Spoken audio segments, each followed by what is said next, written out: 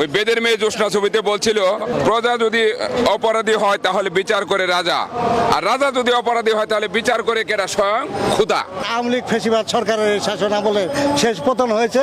সেই পতনের পাশাপাশি পতনের মধ্য দিয়ে আমরা আমাদের সূর্য সন্তান বীর মুক্তিযোদ্ধা বাবুল চিস্তি এবং তার ছেলে রাশেদুল হক চিস্তির মুক্তির দাবি করছি।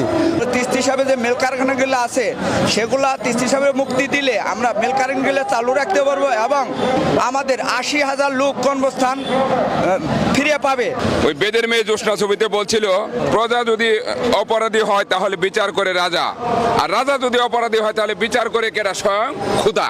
আমি আজও তারই সঙ্গে সুর মিলিয়ে এই কথাই আমি বলতে চাচ্ছি যে বাবুল চিস্তি সাহেবকে, জাতিসংঘের পদকপ্রাপ্ত বীর মুক্তিযোদ্ধাকে মিথ্যা মামলা এই মহিউদ্দিন খান আলমগীর যে জায়গায় ফাঁসি হতো সেই জায়গায় বাবুল চিস্তিকে ঢুকায়ে শেখ হাসিনা তার মন্ত্রিত্বকে রক্ষা করেছে, তার নেতাকে রক্ষা করেছে।